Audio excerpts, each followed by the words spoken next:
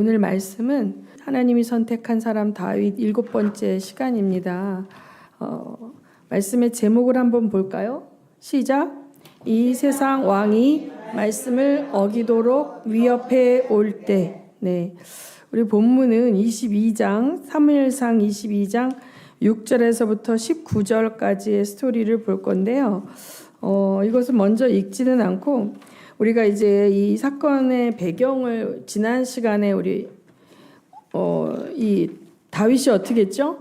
노베에 있는 성소에 가서 제사장만이 먹을 수 있는 진설병을 먹고 또 거기서 자신이 무찔렀던 골리앗의 칼을 가지고 이제 도피를 하는 그 상황을 우리가 보면서 이제 말씀이 이제 지난 시간에 그 말씀인데, 이제 다윗은 그렇게 해서 이 도망간 다윗의 경로를 보면 그 노베에 있는 성소에 가서 이제 먹을 것을 먹고 무기를 취한 다음에 가드는 어디라 했어요? 블레셋의 도시라 그랬죠. 그 가드왕 아기스에게 갔다가 그 아기스의 부하들이 이 사람은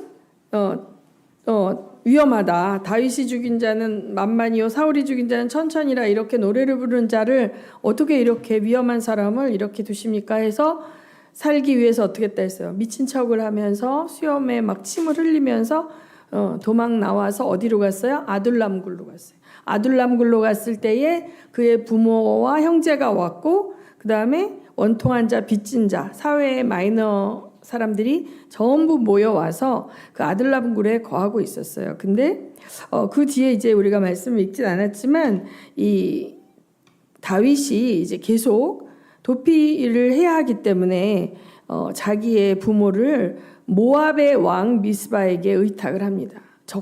적국은 아니지, 어쨌든 그 인근의 국가죠. 그 모압의 미스바에게 이제 의탁을 했는데 하나님께서 유다로 돌아가라.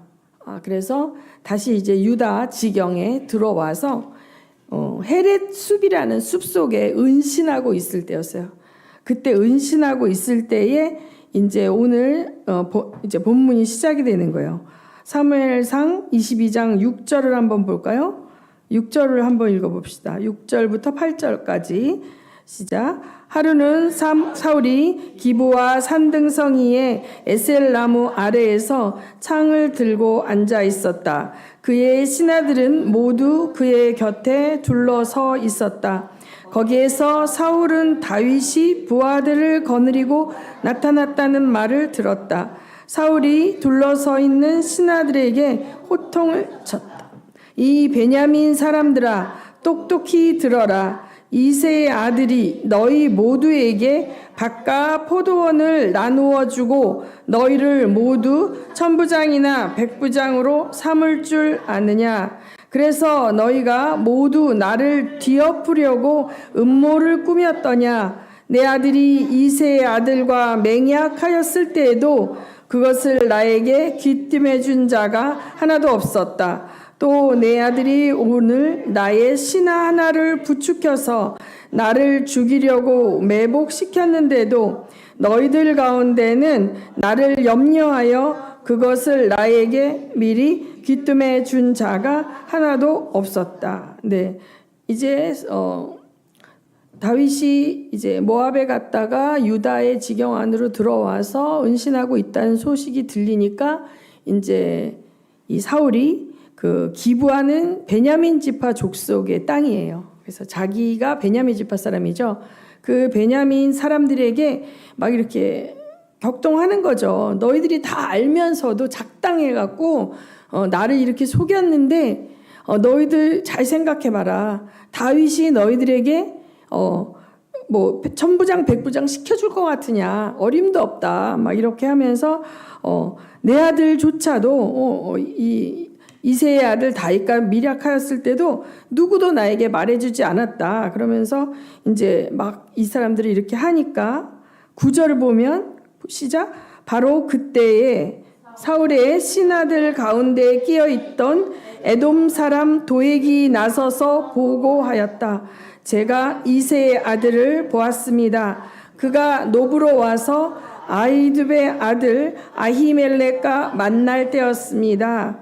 그때 아히멜렉이 다윗이 해야 할 일을 주님께 여쭈어 보고 나서 그에게 먹을 것도 주고 블레셋 사람 골리앗의 칼도 주었습니다. 이렇게 얘기를 하는 거예요. 그때 이제 그 노베에 있는 성소에 갔을 때 에돔 사람 도액이 거기에서 이제 이 숨어 들어온 다윗과 이 아히멜렉 제사장이 하는 것을 몰래 이제 잘 관찰을 하고 있다가 이제 그것을 얘기하는 거죠. 그러니까 이 사울이 어떻게 합니까? 당장 아히두베 아들 제사장 아히멜렉은 물론 노베에 있는 그의 집안 제사장들을 모두 불러들였다. 그리하여 그들이 모두 왕에게 나왔다. 이렇게 해요. 그래서 사울이 호통을 치면서 아히두베 아들은 똑똑히 들어라. 아히멜렉이 대답하였다. 임금님 말씀하십시오. 사울이 그를 꾸짖었다. 네가 왜 이새의 아들과 함께 공모하여 나에게 맞서려고 하였느냐? 내가 왜 그에게 빵과 칼을 주고 또 왜 그가 하여야 할 일을 하나님께 물어서 그가 오늘날과 같이 일어나서 나를 죽이려고 매복하도록 하였느냐? 그러자 아히멜렉이 왕에게 대답하였다. 임금님의 모든 신하들 가운데서 다윗만큼 믿을 만한 사람이 누구입니까? 더구나 그는 임금님의 사위인 동시에 경호실장이며 이 궁중에서 매우 존귀한 사람이 아닙니까? 그가 할 일을 하나님께 여쭙는 일은 제가 오늘에 와서 처음으로 시작한 것입니까? 전혀 그렇지 않습니다. 임금님은 이 종이나 이 종의 집안에 아무 허물도 돌리지 말아 주십시오. 이 종은 이런 일을 전혀 아는 바가 없습니다. 이렇게 얘기하는 거예요. 이 아히멜렉은 사실은 저는 왜 다윗은 힘들 때마다 사무엘을 찾아가고 또 성소를 찾아가고 하나님의 그늘로 숨는 거예요. 다윗은. 근데 우리가 이제 여호수아서 20장 1절에서 9절에 보면은 그 도피성 제도를 하나님이 마련하셨어요. 도피성 제도는 뭐예요? 억울하게 살인한 자들이 그 도피성에 가면 그 복수하러 오는 사람이 어떻게 해요? 죽이지 못하죠. 그래서 그 도피성 안에 있는 제사장의 보호 아래 그 안에서 살다가 그 제사장이 죽으면 다른 데로 갈 수 있는 거예요. 그러니까 피해 복수를 부르는 그런 걸 막기 위해서 하나님이 만들어 놓으신 장치거든요. 이것은 이제 요단강 동쪽에 3개, 서쪽에 3개가 있어요. 이렇게 이제 보면은 북쪽에 갈릴리 쪽에 하나 게데스라는 곳이 있었고 중간에 있는 세겜에 하나 있었고 남쪽에 헤브론 쪽에 있었어요. 이 요단강 서쪽에는. 그다음에 동쪽에는 베셀과 길르앗, 라못과 바산 골란이라는 지역에 이렇게 있었어요. 그러니까 뭐냐면 사실은 이스라엘 가서 보면 그 땅이 그렇게 넓지 않아요. 이 대한민국 충청 남북도를 합친 정도의 면적밖에 안 된다 그래요. 그럴지라도 이 사람이 막 달려가서 그 안에 자기를 죽이려고 쫓아오는 사람들이 힘이 지치지 않을 만큼 가서 숨을 수 있는 위치에 이렇게 6개를 놔둔 거죠. 억울한 죽음을 명쾌하고 복수가 복수를 부르는 일들을 막게 하시려는 그 하나님의 배려였죠. 그래서 이 대제사장은 그 온 사람의 사연을 잘 들어야 돼요. 그렇죠? 그래서 의도를 가지고 악하게 살인한 자는 거기에 어떻게 있지 않나야죠. 예, 그래서 억울하게 이제 그러니까 뭐라 그래 그거를 과실치사라 그러죠. 예, 자기가 의도하지 않았는데 뭐 예를 막 드러났죠. 도끼를 이렇게 질을 하다가 도끼날이 빡 빠져가지고 훅 했는데 옆에 있는 사람을 쳐서 죽게 했다든지 뭐 이런 거죠. 그래서 이제 하나님의 공의 안에는요. 숨을 쉴 수 있는 사랑이 숨어 있어요. 여러분이 구약의 이 말씀들을 보면 뭐 심판과 저주만 있는 것 같지만 찬찬히 이제 신명기라든지 레위기의 말씀들을 보면 정말 오늘날 우리가 현대 국가의 복지제도에서 또 본받아야 될 만한 그런 사랑이 숨어 있어요. 그 하나님의 사랑을 헤세드라고 그러거든요. 우리가 한계를 가진 존재라는 걸 아는 거예요. 한계를 가진 존재라는 걸 알아요. 오래전에 태극기 휘날리며라는 그런 영화를 있었어요. 그 영화가 우리나라의 한반도의 이 비극적 현실, 남과 북 사상으로 말미암아 나라가 두 쪽이 났는데 거기 이제 그 형은 뭐 남쪽의 국군 소속이고 동생은 뭐 인민군 소속이고 이래서 형제간에 사실 막 그렇게 하는데 처음에 전쟁에 들어간 그 배우가 장동건이었던 걸로 기억하는데 사람을 못 죽여요. 못 죽이고 막 너무 이 전쟁의 상황과 이런 것이 너무 막 당황스럽고 막 견딜 수 없는데 옆에 동료가 총을 맞고 피를 튀기면서 죽어나가는 거 보니까 눈동자가 변해. 그러면서 눈에 살기가 돌면서 미친 듯이 막 이제 총을 쏘는 괴물이 되더라고요. 그러니까 이 전쟁이라는 것이 얼마나 또 사람이 복수를 하는데 전에도 제가 한번 얘기한 거가 있지만 이에는 이, 눈에는 눈. 이 하나 상하게 했는데 이 하나만 상하는 게 아니라 어떻게 해요? 온 이를 다 뽑아버리고 눈 하나를 상하게 했는데 눈 하나만 다치게 하는 게 아니라 머리통을 깨부수고 그러니까 자기가 조절이 안 되는 거예요. 그 분노가 조절이 안 되죠. 그래서 나는 이 하나 상했을 뿐인데 우리 아들이 이 하나 상했는데 근데 이 아이가 맞아 죽었어. 그러면 그 부모는 뭐예요? 또 그 때려 죽인 사람을 또 때려 죽여야 되고 계속 사실 이렇게 되죠. 그래서 이 도피성 제도를 통해서 하나님이 인간의 피해 복수를 막을 수 있도록 억울한 죽음이 없도록 배려하신 건데 이제 다윗은 이런 정신들이 아마 내려오고 있었어요. 그래서 하나님의 도피성은요 레위인의 성읍이에요. 12지파 가운데 레위인은 땅을 받지 않았죠. 그러나 레위인이 살 수 있는 성읍들을 12지파가 받은 땅 안에 골고루 이렇게 해놓고 있었죠. 그런데 이 도피성은 레위인들의 성읍이었다는 거죠. 그래서 제가 놉을 찾아봤더니 놉은 레위인의 성읍은 아니었어요. 도피성은 아니었어요. 그러나 레위인들이 거주하던 곳이고 위치는 예루살렘에서 좀 북쪽에 있습니다. 그래서 이제 이곳에 그 당시에 언약궤하고 성소가 있었던 거예요. 그 당시는 예루살렘 성전이 지어지기 전이니까. 이런 정신들을 다윗은 이해했고 그래서 하나님의 그늘 아래 이제 숨었던 것 같아요.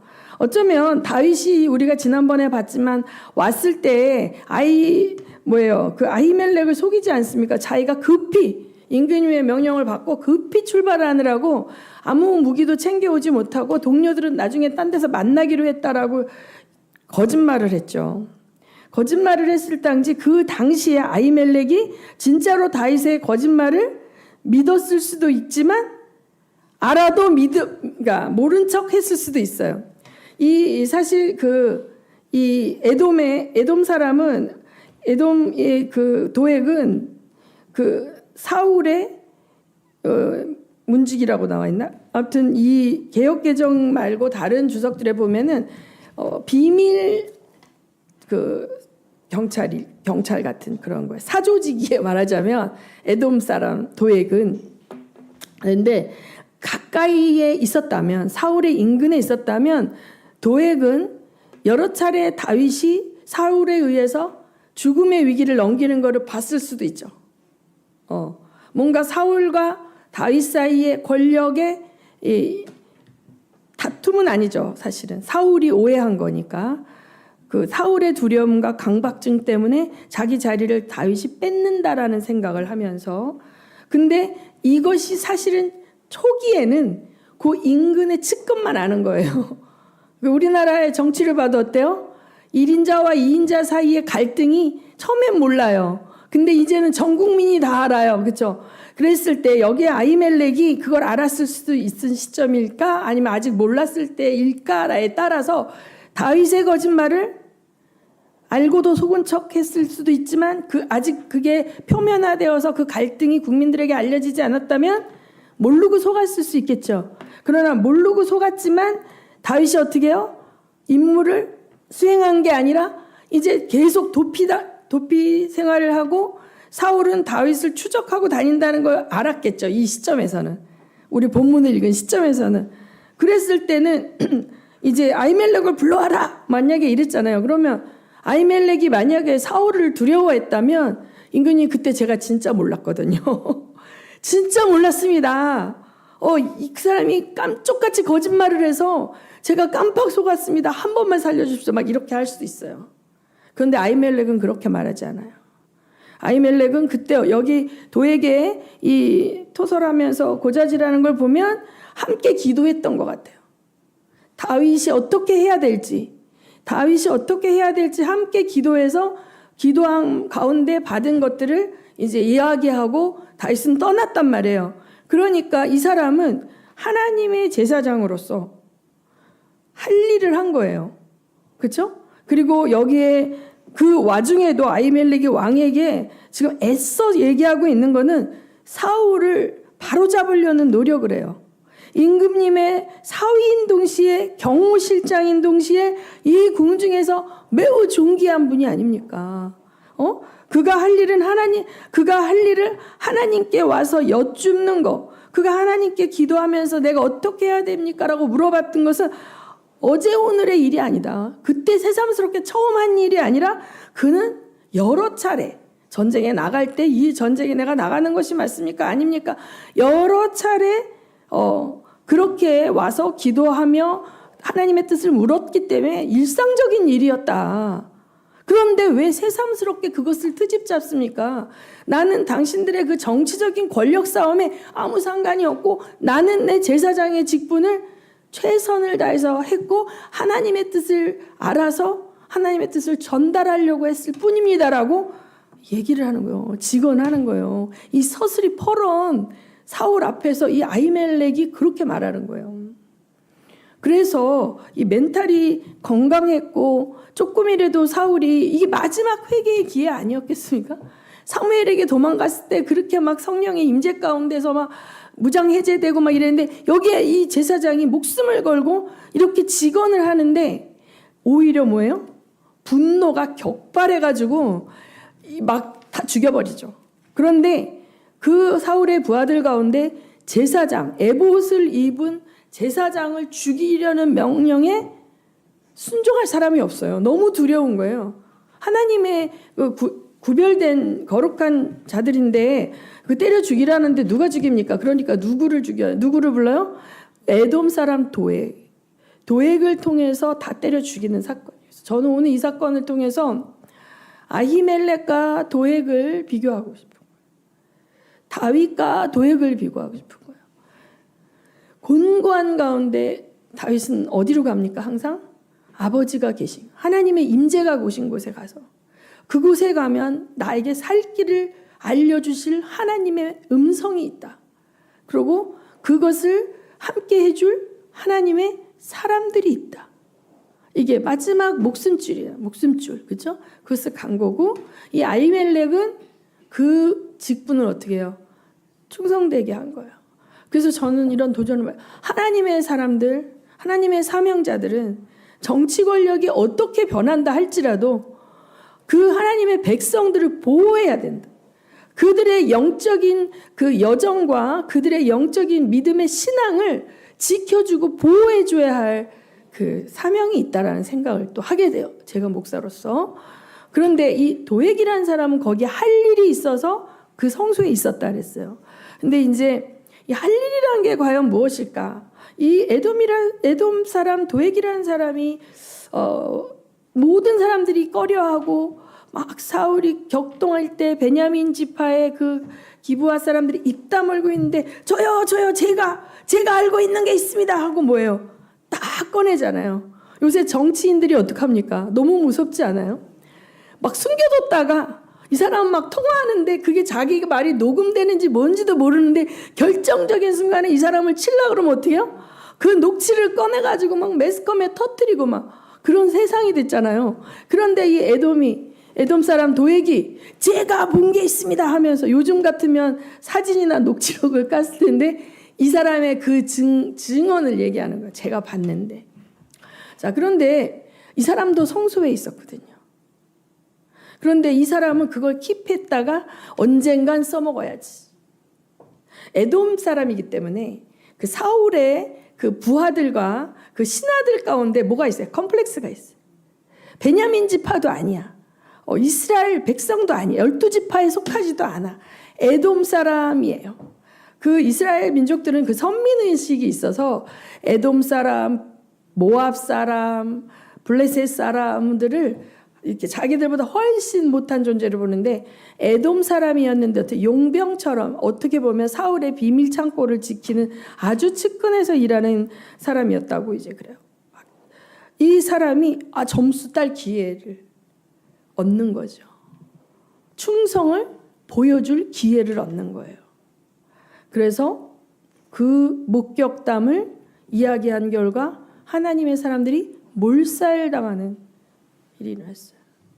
저는 똑같이 하나님의 성소에 들어가도 어떤 사람은 하나님을 못 만나요.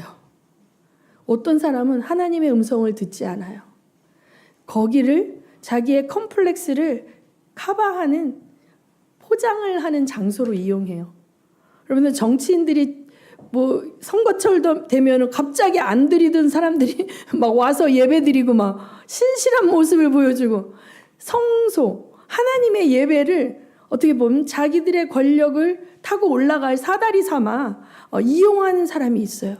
근데 어떤 사람은 목숨이 위협을 겪을 때마다 하나님 앞에 달려와서 살려달라고 하는 장소가 성소예요.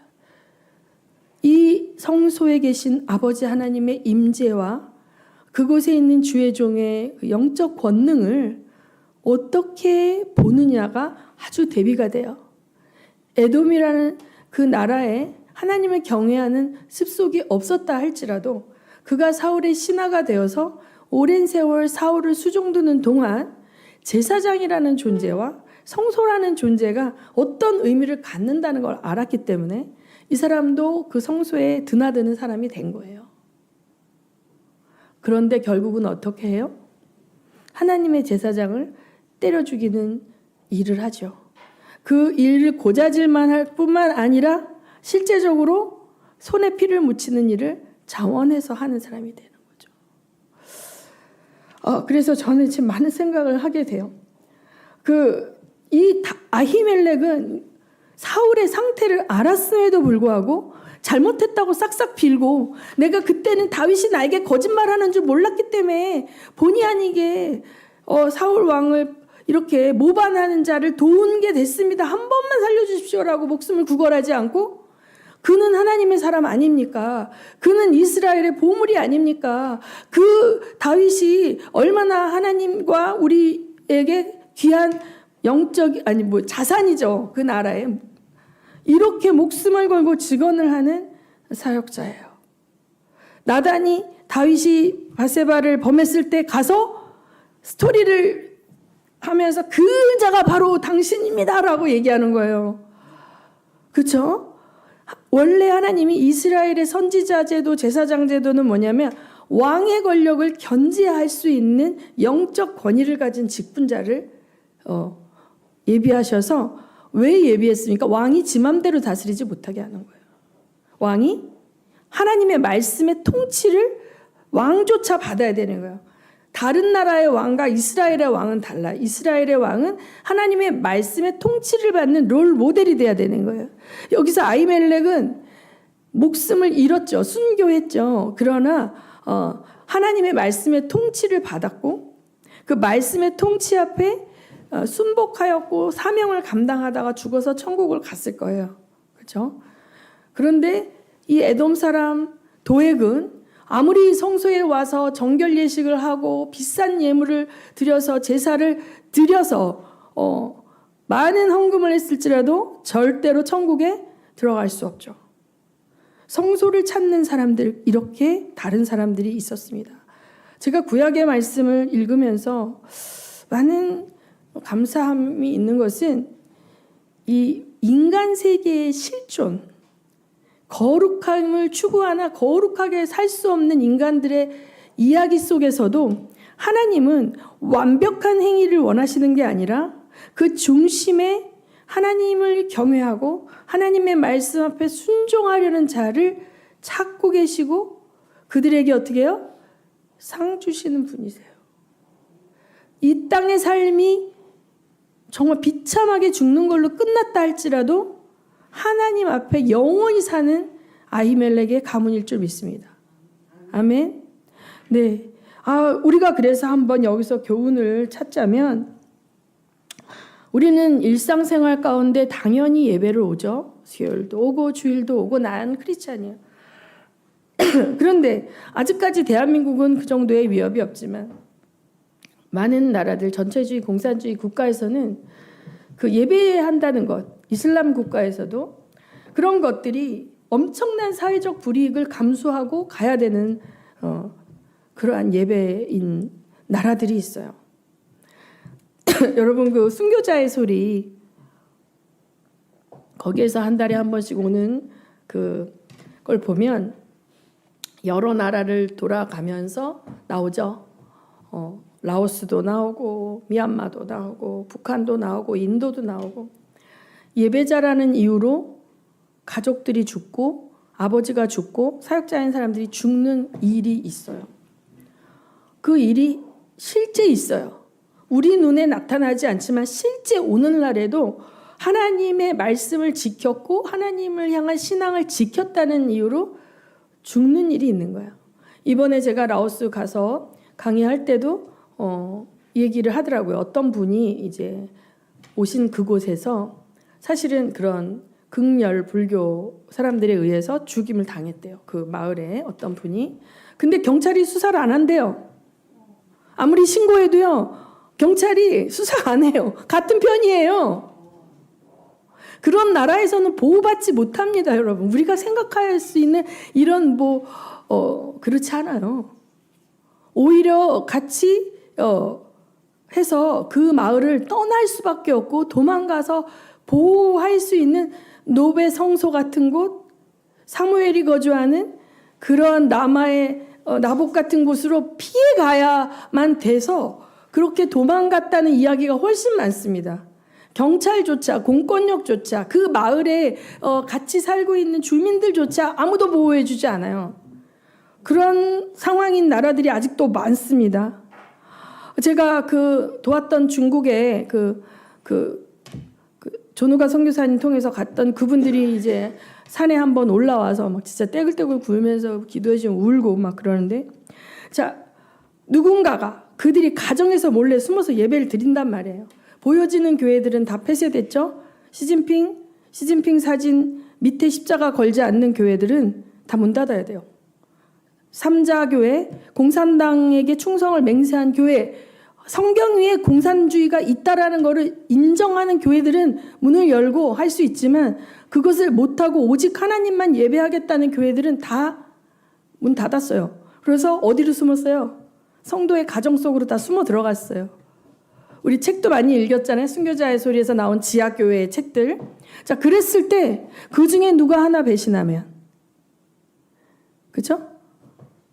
그 모임 장소와 모임 인원과 이런 것들을 도액이 일러바치듯이 당국에 일러바치면 그는 상금을 받을 수 있고 뭔가 지위를 보장받을 수 있을지 몰라도 그의 컴플렉스를 커버하는 사회적 지위가 주어질지 몰라도 그곳에서 예배하는 자들은 어떻게 됩니까?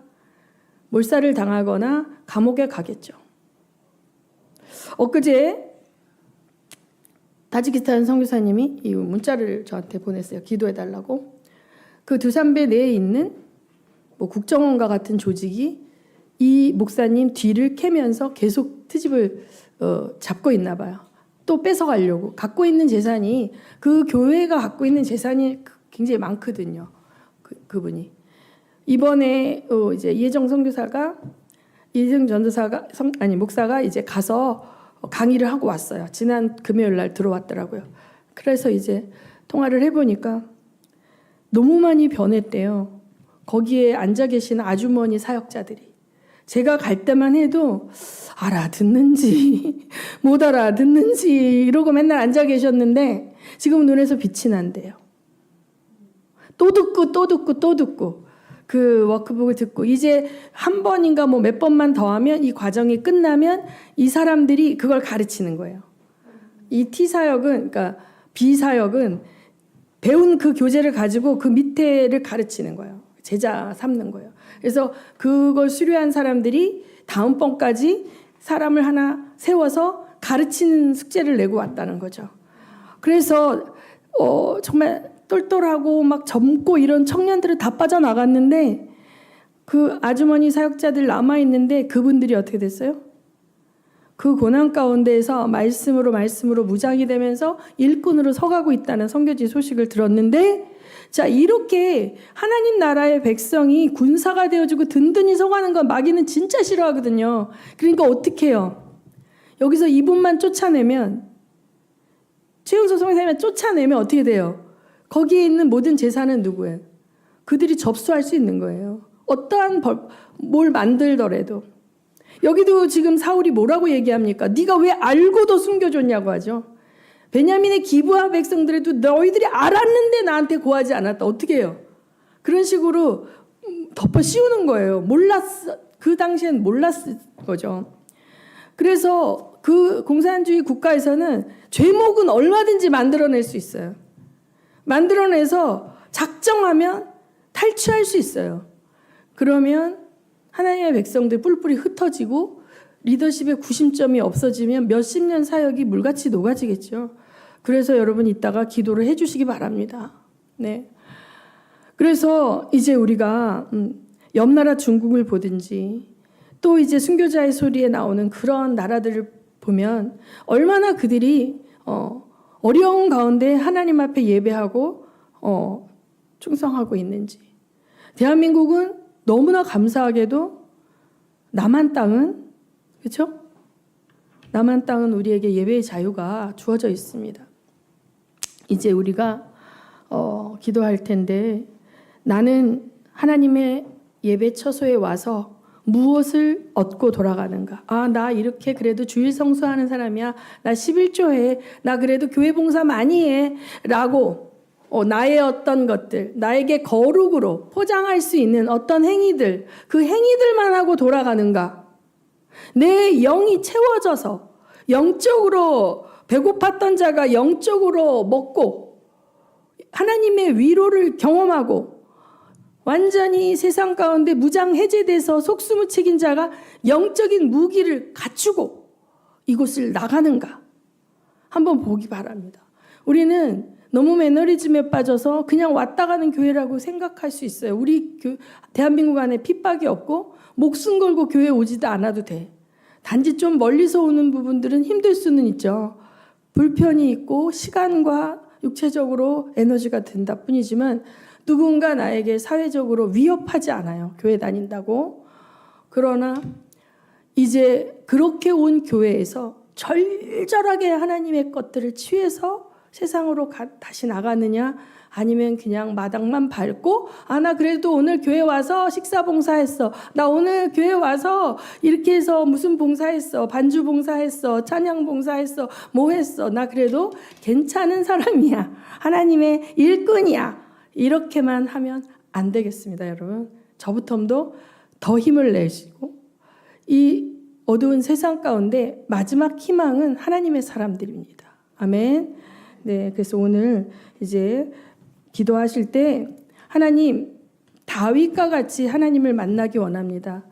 도액과 같은 자가 되지 않도록 나를 지켜주시옵시고, 대한민국 안에 있는 수많은 교회들 가운데 도액처럼 뭔가 신앙이 장식품이 되어버리고 자기의 컴플렉스를 커버하는 자기를 드러내고 어떤 관계와 뭔가 이익을 얻어내고자 하는 인맥을 만드는 그러한 것이 돼서 교회를 다니는 사람들 있다면 돌이켜 회개하고 정말 하나님을 예배하는 자가 되게 해달라고 우리 기도하시겠습니다.